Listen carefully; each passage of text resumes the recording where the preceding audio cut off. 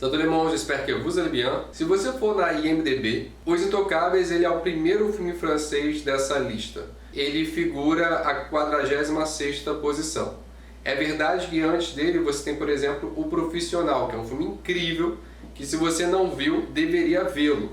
Só que esse filme, que está na 31ª posição, ele é gravado com áudio em inglês. Hoje falar desse filme Os Intocáveis, que é um filme de 2011, do remake americano dele, de 2019, e algumas curiosidades que talvez você não conheça sobre esse filme, além daquela minha análise de sempre, onde geralmente vou falar mal de alguma coisa do filme e tentar elogiar um pouquinho.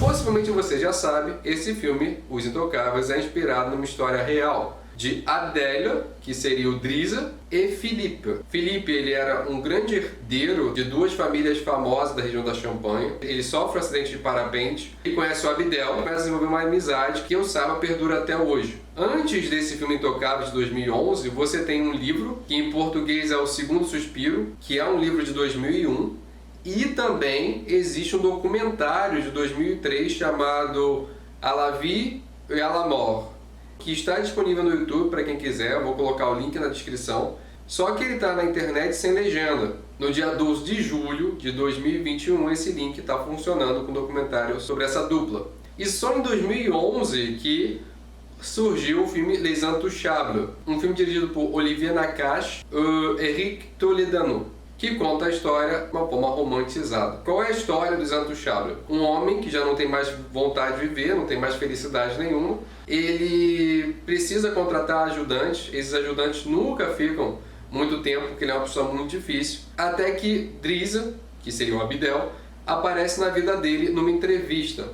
Na verdade, Driza não tem o menor interesse em conseguir aquele emprego, ele nem sabe para que é aquela vaga de emprego, ele só está indo lá porque ele precisa da assinatura para que ele possa provar que ele tem procurado empregos e não tem conseguido, para ele poder ter acesso ao auxílio-desemprego. E aí, se eu não me engano, isso já é uma diferença entre Os Intocáveis e o Upside. Enquanto que no Upside, ele precisa das assinaturas para mostrar para o responsável pela supervisão da condicional dele. O fato é que quando esse rapaz, totalmente diferente, chega à entrevista de emprego, ele chama a atenção exatamente pelo fato de ele ser diferente dos outros. Ele não tem nenhuma pena do Philippe, e isso vai fazer Philippe ficar interessado por ele. Também tem uma diferença ali entre os dois filmes. Quando você tem o Intouchable, há de fato um certo interesse por ver em Driza um jeito diferente, enquanto que a princípio no Upside deixa entender que por ele acreditar que Del, que aí não é Driza, é Del, não é uma pessoa competente e não se preocuparia de fato com ele, ele deixaria, caso acontecesse um problema, Del respeitaria o desejo de Philippe de não ser socorrido e assim morrer. Essa relação começa a acontecer e ao longo do filme eles vão desenvolvendo uma amizade bonita e essa pessoa, Philippe, vai recuperando a sua vontade de viver. É um filme muito bonito, geralmente a gente lê muito esse filme pela ideia de superação. Por que você acha que se afeiçoou esse filme? Já vou pedir, deixa o like, curte, compartilhe com aquele seu amigo que estuda francês ou que gosta de cinema. Enfim, eles desenvolvem essa bonita amizade e é isso. Talvez seja interessante perceber são as diferenças de construção do roteiro dos dois filmes. A princípio, eu acho que o filme Upside ele tem um roteiro melhor estruturado, eu vou dizer por quê.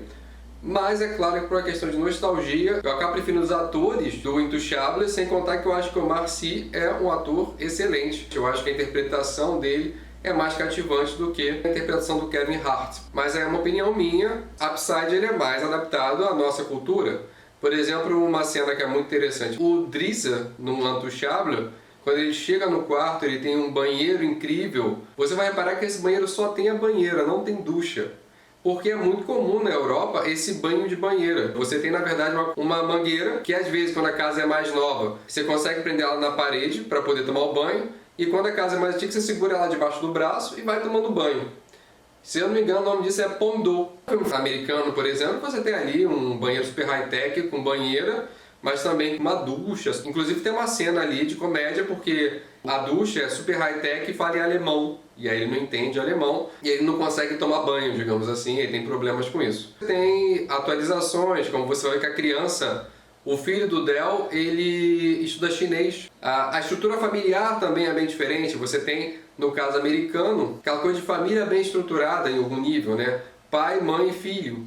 Enquanto que no caso do filme francês você tem aquela família grande, uma mulher que é a matriarca, ela gerencia ali a família, e uma casa pequena para várias pessoas. Eu não lembro quantos filhos são, mas Drill deve ter mais ou menos umas 4 ou 5 pessoas. Outra coisa que você vai perceber, que eu tenho falado isso nos filmes que a gente vem analisando aqui, como o francês ele percebe as questões sociais. No filme do Drizzt, no Intouchable, a questão racial ela não é entrada em pauta. E vamos lembrar, entrar em pauta não quer dizer que tem que ser o foco, mas uma vez que ela existe no mundo real, quando você, sabendo disso, assiste o filme, tem um ar de não verossimilhança em alguns casos. Quando o Drizzt, depois de tudo, ele tenta uma entrevista de emprego, ele começa a mostrar que ele tem uma questão cultural e automaticamente a entrevistadora aceita o Drizzt e passa até a se interessar por ele, é claro que isso pode acontecer, é claro que ele pode ter uma entrevista de emprego com uma pessoa que não tenha nenhum preconceito, mas como isso não é tocado em nenhum momento do filme, o que deixa entender é que questões raciais não existem na França. Algo que é abordado em algum ponto no filme Upside.